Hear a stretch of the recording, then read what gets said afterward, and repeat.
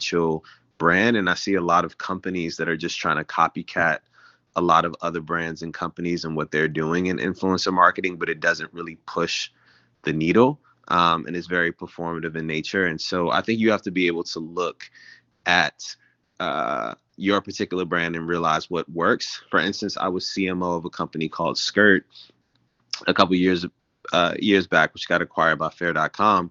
And one of our biggest strategies was influencer marketing. And literally, it drove so many downloads, so many people using the app, so much revenue for us using influencer marketing because we were, it was an app to get rental cars on demand. And so we work with some of the biggest names in music and celebrity and social media. And because our demographic was, 20 something year olds, it really helped us. But art is a market, as we're expanding it, it's great, but it's also a very luxury market and tends to go more to people that are older normally. But obviously we're trying to open it up to more. And so influencer marketing is definitely something that could be interesting, but we'll do it in our own personal way.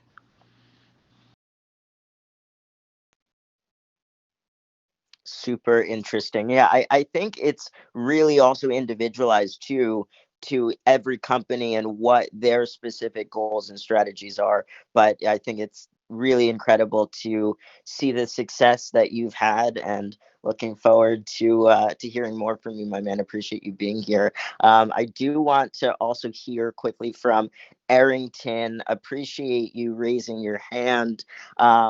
Really, I think there's a whole list of questions that we could ask you, but in your opinion, what is the number one, I guess, strategy that creators and influencers can implement to grow on Instagram and really utilize the features that are coming out in a way that is continuing to positively grow their following? Brandon, thank you for this room, and thank you for the way you're even moderating. Um, I'm hesitant to give like specific strategies. I think the best thing I can do is probably answer other like broad questions about things that are coming out. I will say, and I don't think this is a secret, that as a platform, we are doubling down on investing in creators. We want to be the place where creators come and they actually love us, and we want to actually be a place where we can help them monetize more efficiently. I think some of the information that, at least even in my role, that we've received is major issues that creators are facing. Sometimes it's not just like payment, but it's time to get paid, right? And so can we figure out direct monetization? I think we're hearing a lot of different issues from creators, and we're trying to think of new ways to help them. And that is with a ton of different new products and services. But yeah, I'm hesitant to give like direct like strategies to grow. I think there's a ton of information out there from people who've actually grown it, their follower base, and I would actually take their advice more for how they've grown organically and things that they've tried than try to give some like direction from like the company. 100%. Yeah, appreciate that. Thank you so much. And I think there's definitely some really great feedback that you can give through some of the questions that we have. So again, thanks for being here, man. And with that, would love to know whoever is next up. I think we have either Eric or Matthew that's next up on my PTR. Just really quick, I just want to jump in, Brandon, and right before we get into that, one to give a quick shout out to Ankush, who is also up here as a speaker. Ankush is actually a talent manager, and he represents some pretty notable YouTube talent. So just want to say what's up, Ankush. Thanks for joining us. I don't know if Brandon, you were saying that potentially Eric would go, but if it's not urgent, I guess I'll introduce myself. So my name is Matthew Kiflu. I'm a sophomore at Harvard, and I'm the founder of a social media startup that we're currently running in beta in the Ivy League. We have a couple thousand users, and we're just using this time right now to like polish our product up and get it ready and in a place where it's ready to be, I guess, rolled out at like a wider level. And so all of us are like really product focused people, or like computer science majors who are just iterating on the product, and we don't really have any specific like understanding of how to, I guess, roll out like a partnership with maybe like YouTubers or TikTokers, and like take our product to the next level. We raised seed funding, so we have like money to throw at it, a couple $100,000. We just don't know how we want to approach it. And I guess like if any of you could give some insights into how to like structure something like this, like for a team that has like no understanding of really like the influencer, like how to like reach out to influencers and do it effectively, that would be like super helpful for us. Thanks. I'd be happy. This is kind of a fun question. I guess first I need a little bit more background on what your product is, and if you could just give me like a simple, what is your KPI? Like, what do you want to achieve with influencer marketing? And two, what is the value that you see the influencers getting out of using your product? So our product is like, basically it's like an anonymous social like message board. So think like it's probably like closest to like a very localized Reddit, and it's like a little more like ephemeral, like serendipitous experience. Like you can match with users and like have more in-depth conversations off of like a bigger thread. And we have like moderation set up and things like that to ensure that it's not toxic, but there's still like lots of interesting and thought-provoking content on there. And we were thinking like, if we could get YouTubers at like SEC schools, for instance, if we get like YouTubers at like SEC schools or TikTokers from like some like big like university group of universities to like react to the content and stuff, we could like potentially get a lot of initial users. And like usually like we've seen that like we saturated some schools after we get around like, I don't know, a certain amount of users, like maybe 20% of a given school, like it just takes off like wildfire and just like completely saturates. We have like 98% of students at Dartmouth College in New Hampshire using our product, for instance. So like we just want to like, I guess, get people talking about it and get people to like see the product and curious and just check it out. And we think like, I guess what we're offering the TikTokers or YouTubers or any type of influencers is just like an opportunity. Like we're gonna like financially compensate them and like hopefully give them interesting content to like talk about or like react to. So we want to make it like really easy for them to discuss the content. I don't know if I gave you enough context. Hey, Matthew, I have a quick question. What is the differentiator of your social platform in comparison to the others that's out there? I'm just trying to understand the nature of the platform.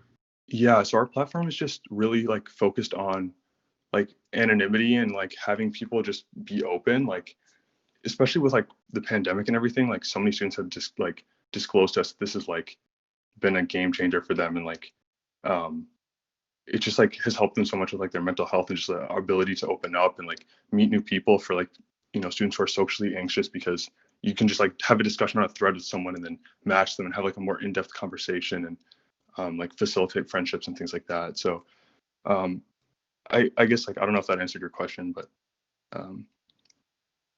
yeah, to me this sounds like something that I would really be looking at like the old Facebook playbooks. It looks like you're having a lot of success on college campuses.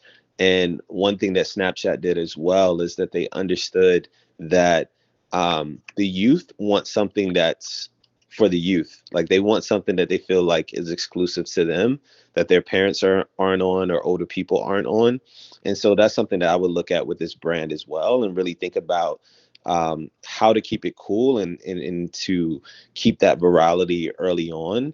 And to me personally, if I had your brand, I wouldn't even really be looking at big influencers.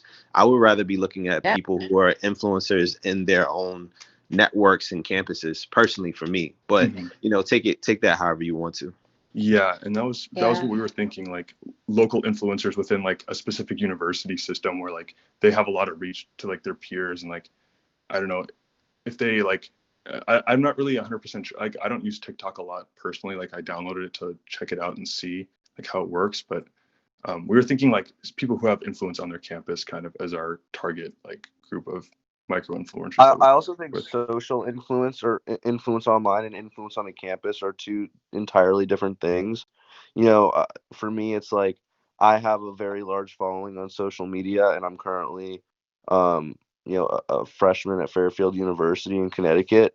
But, I kind of stay to myself. So I don't think that necessarily looking at the numbers on social media is going to result in, popularity at school. Um, my school personally, we don't have like sororities and fraternities, but I think that, targeting maybe, the top people in those kind of areas, at some larger schools could kind of have a trickle down effect. That's just one idea, but I would be cautious, checking digital numbers versus kind of real life, um, relationships and clout. Okay, yeah, we'll definitely keep that in mind. And Yeah, and you might want to do. Sorry, go ahead. I agree with everything that's said in terms of focusing on that specific demo of influencers. And then in terms of actual outreach and how to approach them, I mean, you kind of said it earlier. So you want to give them a place of vulnerability, and you want to give them a safe space as much as that can be facilitated online. And so I would create a 3-sentence email where I would reach out to them and I would say, we're currently looking for early adopters or thought leaders to try this new social platform that's setting college campuses ablaze. Whatever you want to do to paint the picture, linking off to the site so they can check it out. And then the biggest takeaway really is keep it short and sweet. What do they get out of it? They get to be an early adopter. I'd love to hear from like the Clubhouse PR team, if there is one. How are they getting celebrities to be early adopters? Was it an exchange for the PR opportunity that they have on this platform? What was that? Was that a paid exchange? I'm so curious because I think that's an interesting model. But let them know that they're part of an exclusive group of influencers. And I find that when you offer that sense of curation, that these are hand-picked influencers, people are more excited to be a part of it. And once they adopt this platform, then others will adopt the platform. I definitely see that, even as we see it with Clubhouse. I mean, in the early days we read about it, it was valued at 100 million. Oprah was on here, and now here we all are, and the retention has been pretty darn good. So I definitely look to that model in terms of social platforms. Yeah, speaking to Kiera, what Kiera said, and I'm hoping I'm pronouncing your name correctly. I know some people pronounce it Kiera, but what she was saying, like, you have to be obsessive over studying the playbooks of those that came before you, especially when it comes to social networks. Like, for every success story, like a Snapchat, there's also like a Yik Yak, right? Which was also very popular on college campuses. So just make sure that you're taking the time and looking at how companies have been successful in the past, and like also what are the things that they've done wrong to be able to avoid those same mistakes and pitfalls that other companies before you have made in the social networking space. Because for every Twitter, Facebook that you have, there's like 1,000 others that have failed. I think Everett brings up a really good point, and it makes me wonder if you have been collecting any type of data on the specific groups that are driving the adaptation on these campuses. Because I do remember Yik Yak going through an IU, but then it's like once it kind of gets exposed, how can you grow with the user? So are you doing something like that, Matthew, currently, where you know exactly the type of person that's liking your platform? Yeah, a lot of the time it's like students who just don't feel like they're in touch with like so there's certain universities like we've had this thing where we're like Yale and Dartmouth currently have like really high saturation. Like I think at Dartmouth like 98% of students use it, and then at Yale it's like over 50% of students.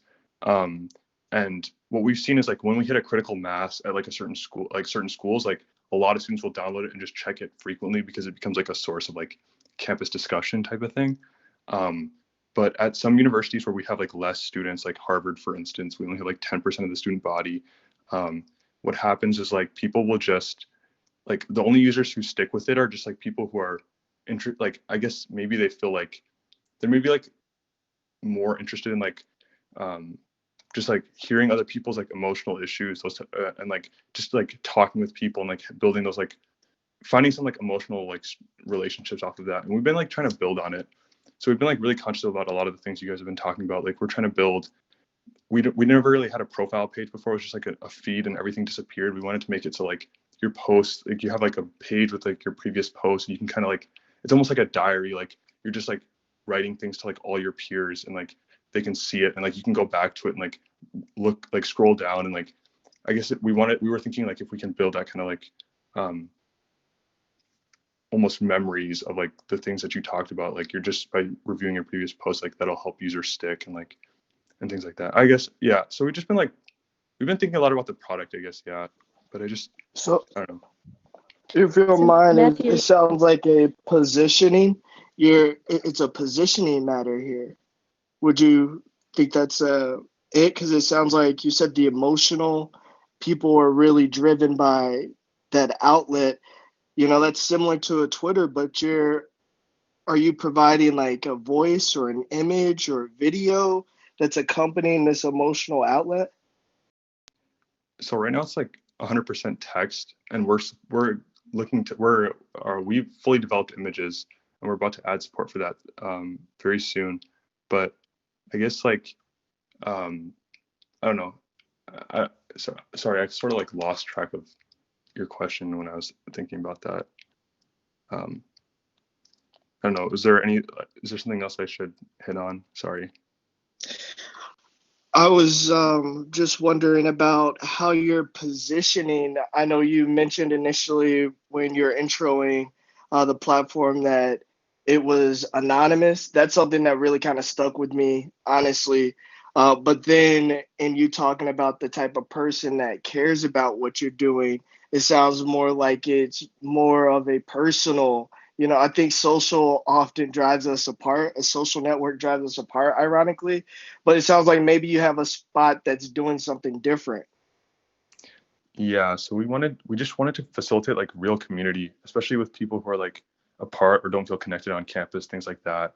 So like one of the things that's really interesting is like there's a lot of people who don't use our platform who will say like, oh, like it facilitates like some level of toxicity on campus, and like we've received some criticisms and we think those are fair, and we try our best to like actively moderate, and like we're using natural language processing and like AI to like reduce the amount of negative content. But the funny thing is like despite all these like negative criticisms from outsiders, like people who are on the platform are really like they get like that sense of community from it, and like some level of honesty like that you just won't find on platforms where you are like trying to put your like best self like and make that outward facing. So that's like Matthew, definitely our approach. so I just wanted to add one thing, or a couple of things, is that definitely looking at tiered things when you're working, especially with student population. So, Kiara gave some like a great language around being able to invite in your early users and early adopters.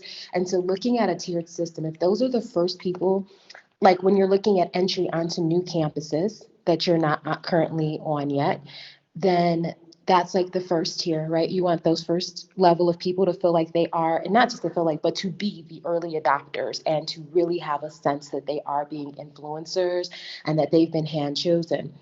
After it has started to grow, what's your next level of influencers? And that's why I would say, like, looking at like student ambassador programs or student rep programs. There are a ton of companies that do various versions of those, but maybe, because at that point, people are no longer being early adopters, but you still need it to continue to grow and beyond whatever influence those first few people that come in or that first batch of people have, so that it continues to grow and to sustain. And so maybe then you look at like some kind of student rep program. And then the third thing I would say is like, how do people get rewarded? So beyond like that first batch of people who are rewarded because maybe they have that clout that they help to bring it to campus, then do people get, points or something for like, do they get some type of reward then for referral, and looking at like, for people who are bringing people on the same way that like in Clubhouse, as you add people in and you add people in who are joining conversations, you are rewarded with more invites. So what does that look like? But to look at a tiered system when you're looking at this larger population. Yeah, that's interesting. I think we're we really want to like figure out a way to do that. But one of the problems with our app is like there's really no way to distinguish yourself from other students. So it's like there's no like social like hierarchy amongst the users. And so like I guess what we're thinking is like maybe like giving out like stickers or something to like students who like adopt the app early. Not even that like stickers are like a good incentive, but like if it ends up like taking over the school, it's like some type of swag. Like we're thinking about like making a mascot for our application, like giving them like stuffed animals out to like early adopters or something. So it's like, there's only like these things are like would be rare or something. And like at schools where the app is like really popular, that might be like something I don't know, you can like almost show off to your friends or something. But we're thinking about like how can we put like a real world like sort of distinction between like users and like that type of incentive structure. I I didn't have realize. Oh, go ahead. Oh. Sorry. Sorry, everyone. I have one last question. I know we've kind of gone off on like the more of the product versus like the influencer marketing outreach, but your Instagram bio set for the page says anonymous feed for the Ivy League. Just to be clear, is this only for Ivy League colleges, or is this going to be available to all colleges?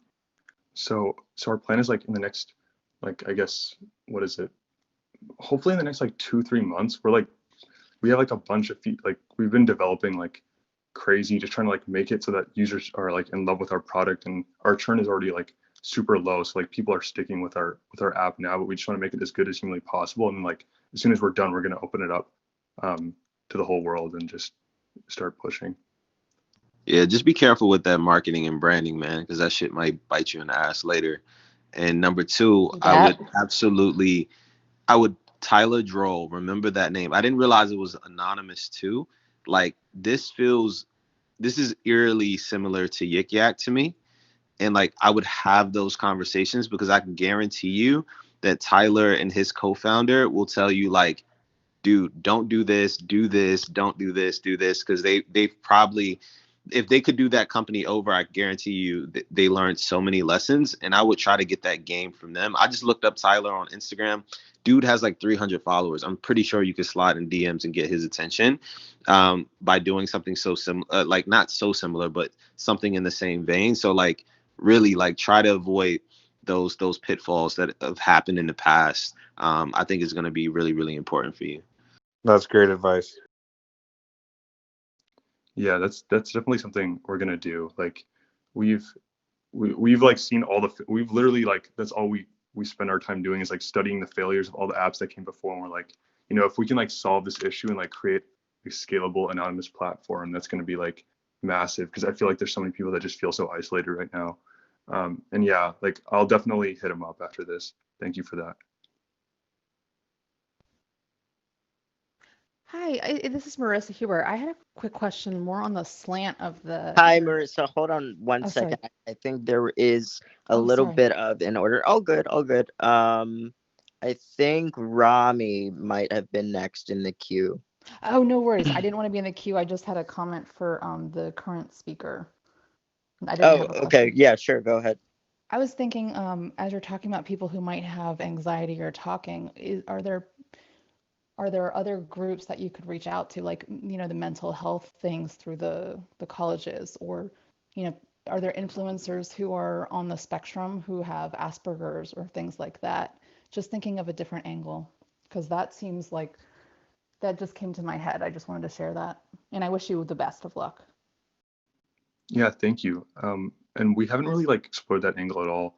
I guess like we've been like mental health is like one of our objectives, but we've also been like very conscious of not ever using the term like mental health, because when people hear that, they just like, I don't know, especially I think it's a lot of guys, especially, they're like turned off. They don't want to like download an app where they think that's like the explicit purpose of like the product. So we try to like make it seem like, oh, it's fun. It's like, like a wild application and stuff. But it turns out like a lot of people just like are honest about, issues that they might be going through, or like sharing their like highs and their lows with their peers, and like asking questions they'd be afraid to ask otherwise, all that different type of stuff.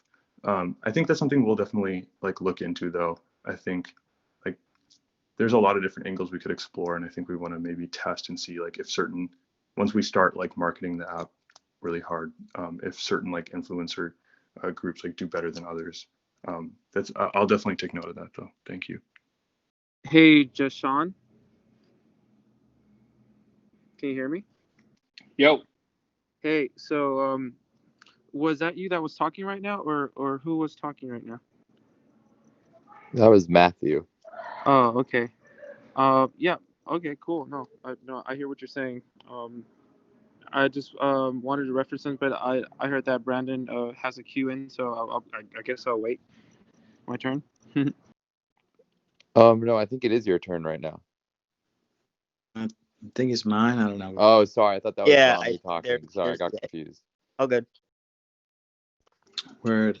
What's up, Brandon? Thanks for inviting me up. Sick panel. And just want to say, super impressed by everybody.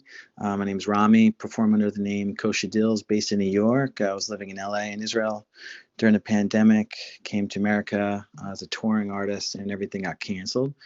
So I've been pivoting basically to, custom raps. So I was in a BET Cypher, Billboard charting artists, toured, about 80 to 100 shows a year.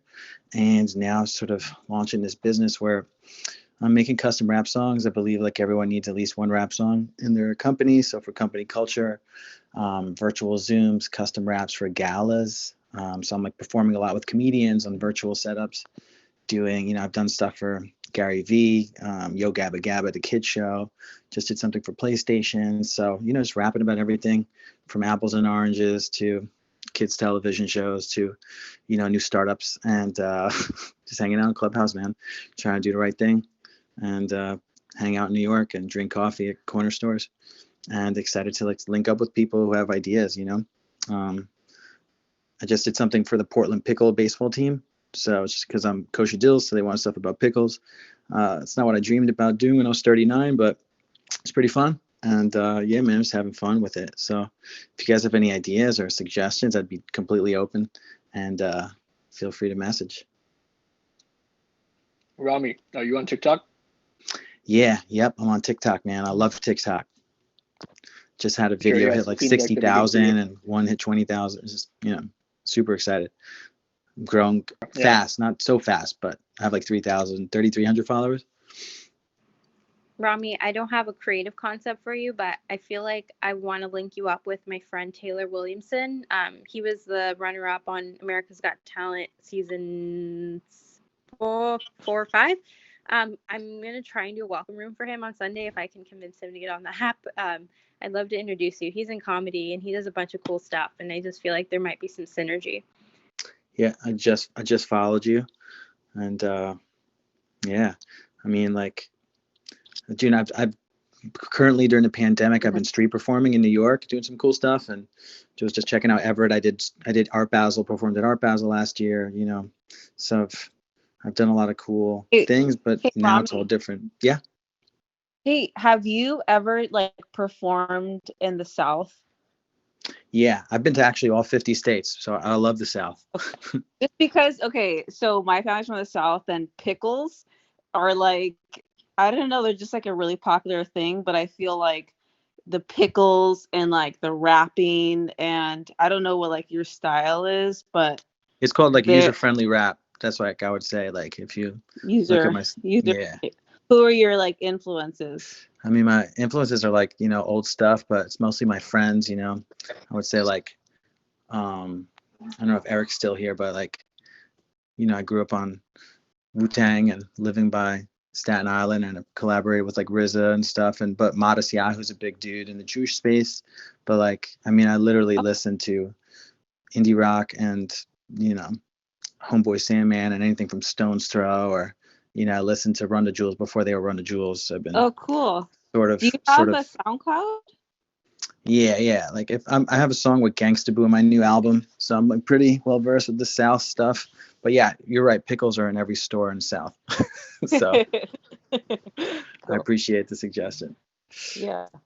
Rami, is there a partnership you haven't done that you would like to do? Like, is there a brand you have your eyes set on? It's funny.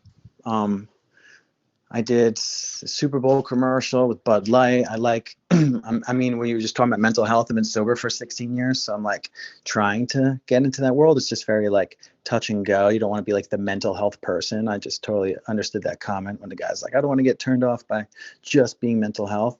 I'm into like brands that have fun. To me, it doesn't matter if it's, a pizza place like Domino's wants me rapping about pizza, or if it's,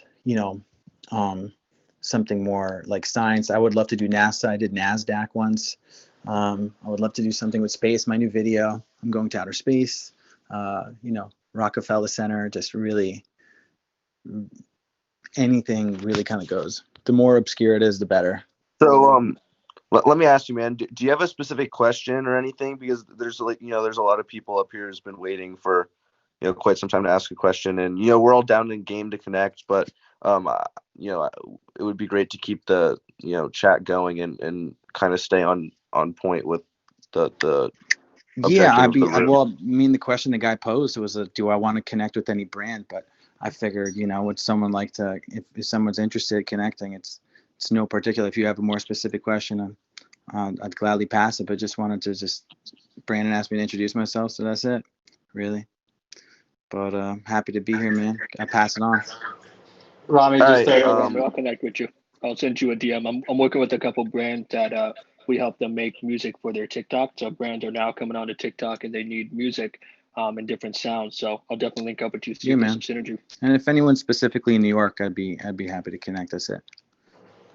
Rami, just really quickly, I was gonna say, with the whole pickle concept, Design Pickle is an 8-figure, branding, agency, and they have a really, really fun team. And I know the director of partnerships there, so I can definitely connect you with Design Pickle because I think it's like a perfect fit. Cool. Who's that speaking? I can't see it. Is that Warren? Oh yeah, it's Warren. Yeah. Got it, bro. Cool. Got you. Awesome. Who's next in the queue? Is it Paul? I actually think we have Nyrika. I refreshed it and saw. Oh, whoa! Look at that. So Nyrika, did you have a question? Hey, yeah, sorry, I left for a while and I just got back, but I think mine is a bit different because I'm not at the stage where I could be looking into brand collaborations and stuff like that. So I guess I've always kind of been private on Instagram and really a bit more low key. I'm a bit more on the shy side. So I'm trying now to get into sustainable fashion because I'm just really passionate about the concept. And now I made my Instagram public and I'm trying to figure out what the balance is. I've gone into a lot of these rooms and asked kind of the same question, but I guess I get so many different responses. And Brandon, I like how you said your Instagram really has to represent you. And I think I just want to know, especially with a fashion brand or something like that, like how much of your post has to be of your clothes and how much of it can it be about your lifestyle and things that you find interesting. So yeah, that's my question. Hey, Let me ask you a Nyrika. question for people answer. Is it your personal page or your brand page or all in one? All in one. So because I deleted my old page because I just got tired of Instagram, and then I started over just close friends, 300 followers, and now it's public, and I don't want to start fresh when I only have 300 followers. So I thought I'd just build off of what I already have there, and it's all my close friends, so they kind of help me out too with that. So. Nyrika, are you selling vintage? Are you altering, upcycling? What sort of sustainable fashion approach do you have? Yeah, of course. So I'm upcycling. I'm actually right now applying for my master's in sustainable management. I obviously want to learn more about the process, but I do spend my spare time learning about it. And what I want to do is reduce waste. So people will give me their old clothes and I'll find ways to remake it. And kind of I look at trends, so things that I like wearing, and I kind of find ways of making it through recycled items instead of people going and buying it brand new. And I also want to make it more affordable because sometimes I find with vintage wear it's super expensive. I just started posting 2 months ago, right? So I'm very new to this. So I know it's a really broad question, but I just started getting such good feedback and people were asking me and their friends were asking me if they could buy stuff. So I now I'm like thinking of making my account more on the brand side of things in fashion. And I just want to know, is it okay to combine your personal and your fashion account together? Or should I really start my own account for fashion? So What sort of price point are you wanting to sell your products at? I think for men's shirt, like 45, 40. I'd like to do lower. It takes me a while right now to make a piece. So, yeah, the 25 to 45 range, I would say. I think you should share your products and yourself. 50-50, and then once you understand what people are coming for, whether it's the amazing eye that you have for curating and altering, and they love when you post that, or they love when you just say, hey, today, in between designing or in between acquiring, I did this, and they fall in love with your personal story, and then adjust that 50-50 strategy accordingly. Agreed. Or at least some kind of percentage.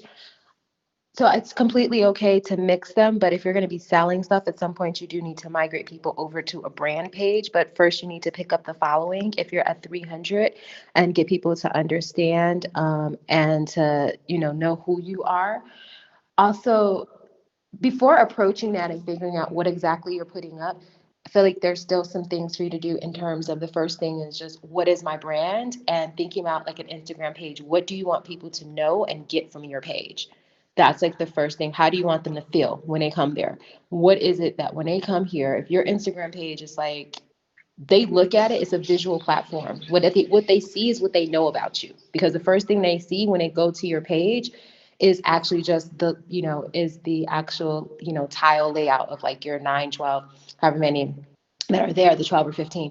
And so what do you want people to get when they see those 12 tiles when they come to your page? That's like the first thing to think about. And that means what do you want people to like, what about you? And so thinking about yourself in terms of the personal brand and who are you? Like just starting there in terms of brand development first before thinking around what to post and then working backwards.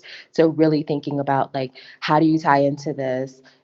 In terms of like your beliefs around it, what particular aspects of it, and then how do you communicate that on the page? That was amazing. Thank you.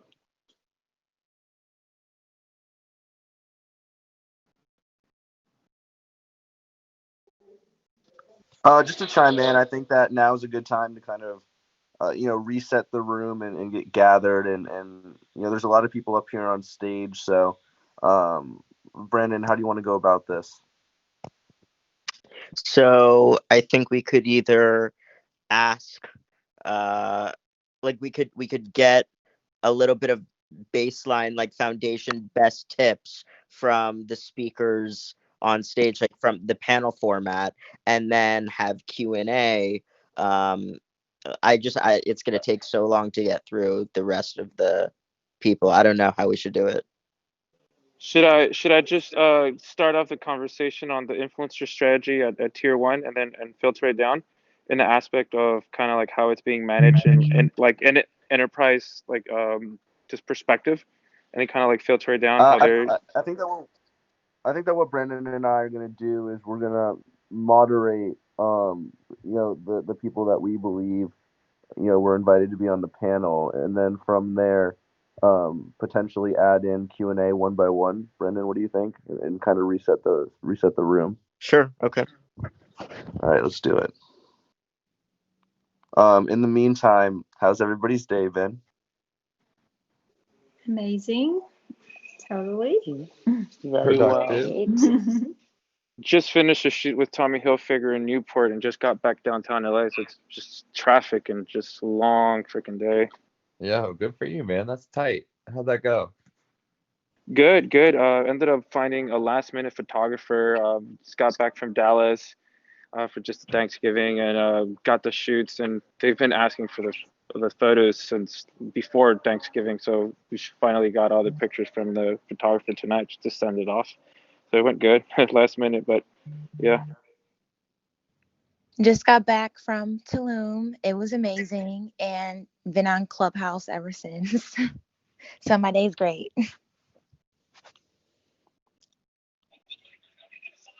First day on Clubhouse, and loving it. Getting a lot of information from Welcome. a lot of different people in a lot of different rooms. I did have a question when you guys when you open it back up for Q&A though. Will, Awesome. Almost done here. I'm just kind of yeah.